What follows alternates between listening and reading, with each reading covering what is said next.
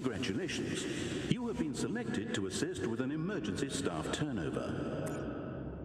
Welcome to your induction seminar. Unauthorized persons have boarded this vessel and rendered it inoperative. Void Bastards came out yesterday, May the 29th, on Xbox and PC. It's been described by the devs as a strategy shooter inspired by Bioshock and System Shock 2. That's confusing.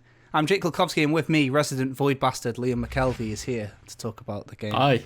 Thanks. That's a warm welcome. I know, yeah, I felt a bit. I was like, I can't get away with it normally. I thought, you know what, but you know, you are the inherent like hive mind of the Void Bastard now, because you know more about it than the devs based on that description I just read. You know. Okay. We've both been playing it, but by the sounds of it, you got a little bit further than me. So, dear viewer, let me and Liam tell you all about it. So, okay. We've both played it, but the first thing we need to mention is it's quite roguelike-y, so no doubt we wouldn't have done the exact same stuff. Right, it is pretty heavily randomized. Exactly, and that's one thing I guess all roguelikes have in common is like it's run based and stuff like that. So no doubt you would have found some different stuff. But Liam, just talk them through what it is that you're doing on this game. So for most of this game, you play as at least it looks like a criminal, and you are a randomly selected criminal who gets their own individual traits and abilities, and then basically you're thrown onto a little spaceship and you're told you have to escape this sort of like star system thing, and then you've got an overworld map type thing which is very FTL like, where you're jumping from abandoned ship to abandoned ship with you've got food and water, and you have to that's a bit Oregon Trail like actually, where you've got to manage your food and water. Yeah, big time. And then it uses one food, one water.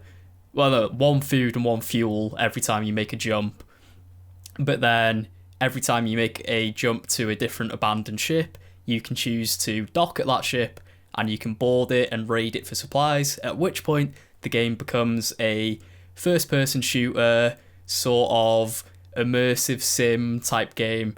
And I suppose that's where the Bioshocky System Shock comparisons come in, because you walk around the ship, you can like just open containers, get items out of them, and then find upgrade stations. You can find healing stations if you're low on health, because everything's like persistent across your run. So if you take damage during one raid of a ship, then you won't actually be healed until you travel to another ship where you get healed slowly over time, or you find a health station on a ship you're currently raiding. That's basically like the core gameplay loop, is you go ship to ship, gathering supplies, working your way towards escaping this star system. Yeah, that's like as succinct as it can go, really. Like, yeah, the gameplay, the first person stuff that you've all seen, I guess if you look at any footage of it online, happens inside these instances where you're on these giant ships. And I say giant ships actually, but they are completely randomized. Yeah. I was on like this giant. Have you seen like the hotel? Like there's this giant. Yeah, the luxury one. Yeah, and it's absolutely massive. But you when you're on these ships as well, you've got to time it quite right, because like there's oxygen supplies and stuff that you've got to worry about. But yeah, the Bioshock comparisons do seem way off to me. The fact that I don't know, you're like basically loading into instances, and yeah, like you said, rooting through cupboards is about as close as it gets. I think for me, it's a lot more of like you're almost doing resource management all the way through. Like for me, when I landed on something like a ship, I was thinking I need fuel, but this ship doesn't have much fuel on it according to the info, and also I've only got 20 bullets, and you can see the enemy type before you go into these instances, so it's going to be hectic or not. How did you find the combat? How's the shooting and stuff been for you, all the different weapons and stuff like that? Combat, I would say, is probably not the game's strongest suit. It works, and it reminds me a bit of, well, like probably Prey, the 2017 one. It's very similar to that, where a lot of it seems to be just sort of, I don't know how to describe it, because it's not like punchy, but it's not bad either. It's not like hollow combat. It's that type of combat you'll find in games like Dishonored, I guess, as well. That's probably the closest way I can describe how combat plays out. Yeah, you're totally right. It's like certain shooters have like really owned in on the shooting. Obviously, like it's the main meat of the game in it, like COD, Apex, and whatever. But yeah, like Dishonored, you've got like this. Yeah, it's like you can't help but notice it's the sideshow, and that's quite apparent here. Like I say shooting, but you've also got like different weapons that you can deploy. Like you can put traps out and stuff like that. So like, I don't know which items you've got, but I'll give you an example of one I found. It's like a bomb in the shape of a giant robotic cat, and it like I have them. Did you as well? Yeah. Yeah. And you can kind of distract all the little enemies who are like there's not that many types, right? I've seen like 4 or 5 different enemy types as far as I am. And they would be the tourists that are like these blob things, the juveniles who are like these little small scousers that call you a bellend and stuff like that. Yeah, one of them called me a dickwad. It was like I thought I was doing stealth, and one of them said, "Hey, dickwad, I can see you," and then attacked me. You know, I hear those accents. I was like, you know, like Americans and stuff that watch our channel. They might think that that's the closest, like not Mike, obviously, because Mike's got a very Welsh accent. But me and you, they might think that that's like quite close to how we sound. So I was having a bit of an existential crisis playing it. I was like, is that what some people think we sound like? Because they're like, "Oi, dickheads." I was like, oh, God. It's very British, this game. It's got a very British sense of humour. Yeah, like the first words in the whole game is when you like load it up. It's like someone says, "Ugh, a knob in hell."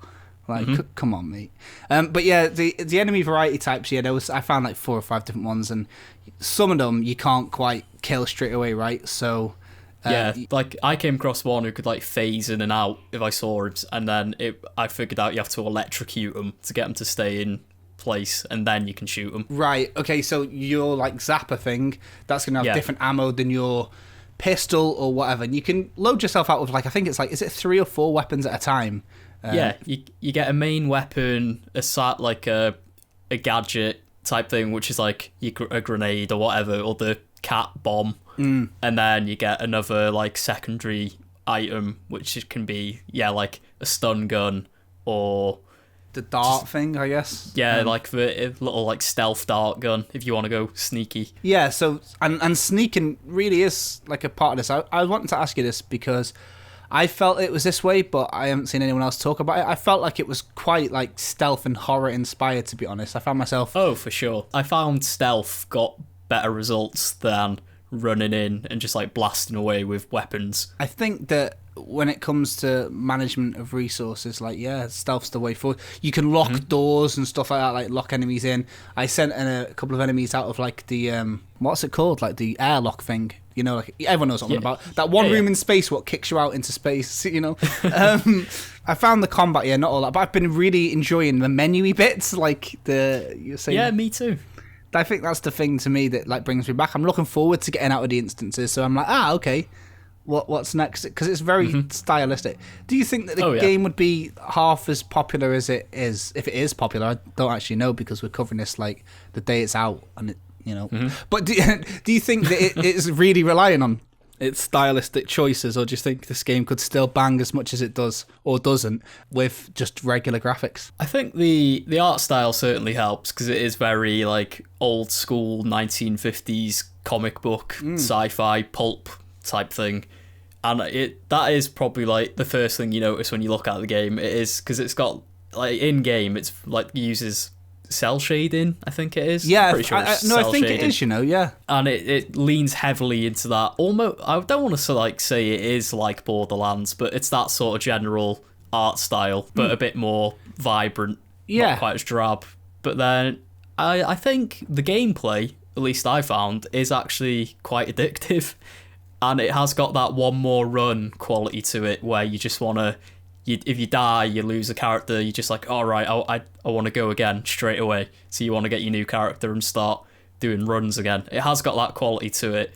So I think even if the art style wasn't as heavily stylized as it is, I think the core gameplay loop is enough to keep people interested. It's keeping me interested, at least. I think that, by the way, this is a Game Pass game, for those that don't know. And Liam, have you been playing it on Xbox or PC, by the way? I've been playing it on Xbox One X. Because of Game Pass. Right. I've been playing it on PC, but with an Xbox controller. And Below came out on the Game Pass as well, and that was a roguelike game with, crucially, I found, like, the run-based one more run value that you just described wasn't there. I didn't feel. I know I felt the same way. Exactly. And this is a run-based game that makes you want to do one more run. So, by that mean, Void Bastards must be pretty good. This is the day it came out, so our, impressions are pretty fresh off the boat, but just thought we'd cover it out there for anyone that's interested, because I found like no one really has been describing it in like a nice digestible way, so just thought we'd do this. Which is odd, because it's been reviewing quite well as well. Yeah. But yeah, I haven't seen many people talking about, like, if I go on Reddit or whatever, there's not been many people talking about it, but it's been getting pretty glowing reviews from most places. Absolutely, and of course it's part of that all-encompassing little thing, the Game Pass, that I'm sure a lot of people got. I'm just checking out, it's got like 8s all across the board. You can also buy it on Steam, it's like $30, so that's like 25 quid. And yeah, me and Liam find it quite amusing, quite addictive. That's the Hive Mind's thoughts on Void Bastards. I'd recommend it, especially if you're into your roguelike games. Give it a try, especially if you've got Game Pass, because what harm's that going to do to you? Exactly, what harm is that going to do to you? Thanks everybody for listening, and we'll see you in the next one. We got like quite a lot of good stuff coming out, like game-wise. I think like there's that new Conan game coming out, and then there's all that E3 stuff, and we're all in the same country now, so we'll probably do a podcast on Monday. Thank you very much for listening. We'll see you in the next one. Bye, bye, bye, bye, bye.